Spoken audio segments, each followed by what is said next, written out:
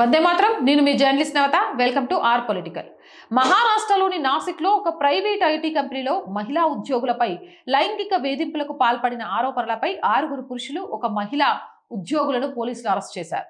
కంపెనీలోని ముస్లిం టీం లీడర్లు హిందూ ఉద్యోగులను టార్గెట్ చేసి భావోద్వేగ మానిప్యులేషన్, బలవంతపు శారీరక సంబంధాల ద్వారా ఇస్లాం మతంలోకి మార్చే ప్రయత్నం చేశారని, వారిని బలవంతంగా బుర్కా ధరించడం, రంజాన్ ఉపవాసాలు చేయడం వంటి ఇస్లామిక్ ఆచారాలు అనుసరించేలా బలవంత పెట్టారని, సెక్యువల్ హరాస్మెంట్, మొలెస్టేషన్, సెక్యువల్ అసాల్ట్ ఆరోపణలు కూడా రావడంతో పోలీసులు కేసు సీరియస్ గా తీసుకుని నిందితులను అరెస్ట్ చేశారు.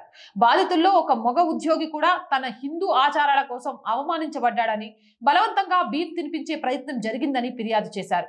ఇది సిస్టమాటిక్ రాకెట్ గా పోలీసులు అనుమానిస్తున్నారు. మరింత మంది బాధితులు ముందుకు వచ్చే అవకాశం ఉందని పోలీసులు అంటున్నారు. భద్రతా కారణాల దృష్ట్యా బాధితుల పేర్లు పోలీసులు బయట పెట్టలేదు. ఇప్పటి వరకు కనీసం 8 మంది మహిళలు, ఒక మగ ఉద్యోగి ఫిర్యాదు చేశారు. మొదటి ఫిర్యాదు ఒక మహిళ తల్లిదండ్రుల నుంచి వచ్చింది. వారి కూతురు నడవడికలో, వస్త్రాధారణలో హఠాత్తుగా మార్పు వచ్చిందని, బుర్కా వేసుకోవడం, రంజాన్ ఉపవాసం రావడం చూసి తల్లిదండ్రులు అనుమానించి పోలీసుల దగ్గరికి వెళ్లారు. ఇప్పటి వరకు అరెస్ట్ అయిన ఆరోపితుల్లో 7 మంది అందరూ టీం లీడర్లే. ఆసిఫ్ అన్సారీ, షఫీ షేక్, షార్ రుక్ కురేషి, రజా మీమన్, తుసిఫ్ అత్తర్, దానిష్ షేక్, ఒక మహిళ కూడా ఉన్నారు. ఆమె పేరు బయటికి చెప్పలేదు. అందరూ కూడా ముస్లిం కమ్యూనిటీకి చెందిన వారే. బాధితుల్లో ఒకరు కంపెనీ హెచ్ఆర్ అధికారికి ఈ వేధింపుల ముందే ఈమెయిల్ ద్వారా ఫిర్యాదు చేసినట్లు తెలిపారు. అయితే ఆ అధికారి చర్యలు తీసుకోకుండా సర్దుకుపోవాలని సూచించడంతో అతనిని కూడా ఈ కేసులో నిందితుడిగా చేర్చారు. పోలీసులు Maharashtra control of organised crime act కింద కేసు నమోదు చేశారు. ఇది చాలా కఠినమైన చట్టం. ఆర్గనైజ్డ్ క్రైమ్ కి వర్తిస్తుంది.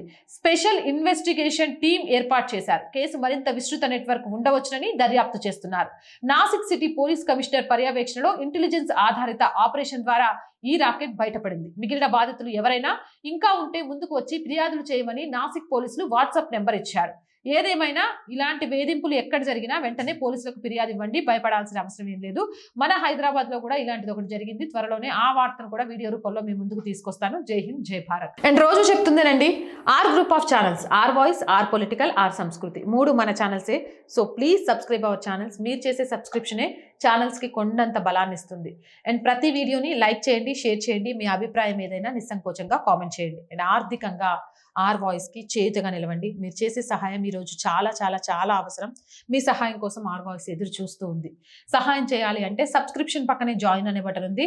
1 to 5 లెవెల్స్ ఉన్నాయి. ఏదో ఒక లెవెల్లో సపోర్ట్ చేయండి. లేదా స్క్రీన్ మీద గూగుల్ పే, ఫోన్ పేతో పాటు అకౌంట్ డీటెయిల్స్ ఇచ్చాము. మీకు తోచిన సహాయాన్ని అందించండి.